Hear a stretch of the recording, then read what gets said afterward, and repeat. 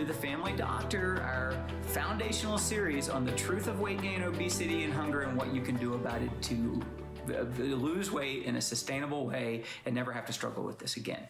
Just remember that this journey isn't to six-pack abs, although it may be for some. This journey is to the healthy weight for you, whatever that may be.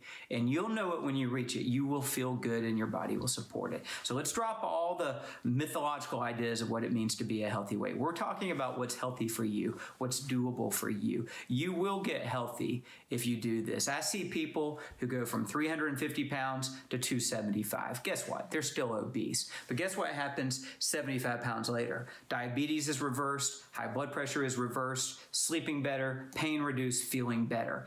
I'm not worried that they're still obese. I'm just happy they feel better and their biometrics look good. I'm not telling you that they won't lose more weight. They may with time, but we just accept that the body will give what it gives and that there's a lot of genetic factors. So we have to kind of drop all the emotional baggage about exactly what weight we're going to get to and really just focus on the right steps every day. And if we do this in small baby steps, it's not hard. I promise you can do this. I promise you. And once you start, you'll feel so good you won't want to stop. You won't be fighting yourself anymore because you'll have things in alignment and you'll know the truth about what created this, because yourself didn't create this. It was influencers of yourself before you even took your first breath. And that's what the point of this video is, that the way that your brain is regulating your hunger and your body fat storage, all of the factors influencing that started even before you were conceived. They actually start in the gonads of your parents. I know that sounds weird, but it's true,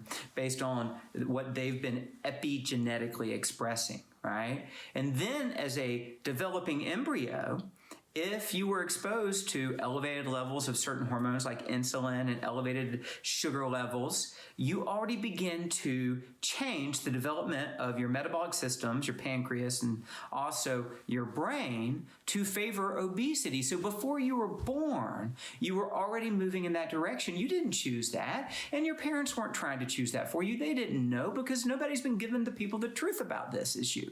We've just assumed it was the people ate too much and that had issues, right? It wasn't the truth. Then, from childhood on up, you were probably fed processed foods and sugar. Sugary cereal, sugary oatmeal, school lunch, pizza, tater tots, fried chicken sandwich. And you were ultimately eating all day long foods that had processed carbohydrates, added sugars, industrialized fake pro-inflammatory fats that might be the worst thing for you. And you were being told to take a snack when you got home from school. And at the same time, because these foods have no nutrients in them, you were nutrient deficient. So by the age of puberty, you were already obese and sick, or overweight and not feeling good. Okay? Or your body, because of genetics, actually protected you from this outcome all the way up until young adulthood. And then as you became 25, 30, 35, you finally began to epigenetically express this other version of you, the version you don't want to be. So you see, the problem started long before now. The problem started before you were probably even making conscious choices. You did not set out and say, my destiny, the one I'll pursue, is to become chronically overweight or obese, to feel bad about myself, and to struggle with chronic pain and inflammation and metabolic diseases. I think I'll be so sick that I become medically disabled by middle age. No, that wasn't your desire. It's what happened to you. But now you have to take the right actions, because nobody's going to come back and unwind all that for you. But I would wager that the vast majority of people who are listening to this, who have this problem or know someone who has this problem, they did not choose this problem.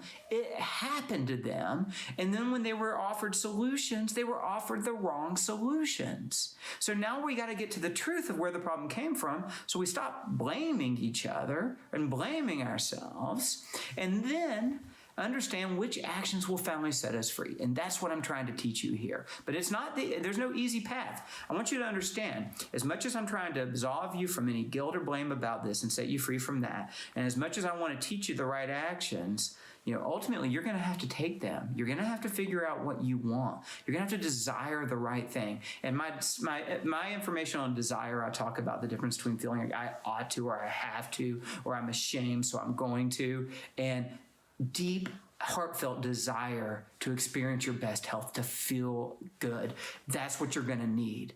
That's the kind of desire that will propel you through these steps, that will get you on course. When you get that mindset right, when you get that heart's desire right, and you stoke willpower and you know the truth, nothing will stop you. I promise that. But you have to bring your own desire, right desire. Not shame, not guilt, not I ought to do it, not I'm going to be fighting myself, but an hopeful excitement and desire to become your healthiest self. So, in the next series, we're going to talk a little more about the brain's management of hunger so you can get the truth of that. All right. Subscribe to The Family Doctor. Share this with friends if you think it could be helpful. Visit us at Health Shepherds. Follow us on Instagram.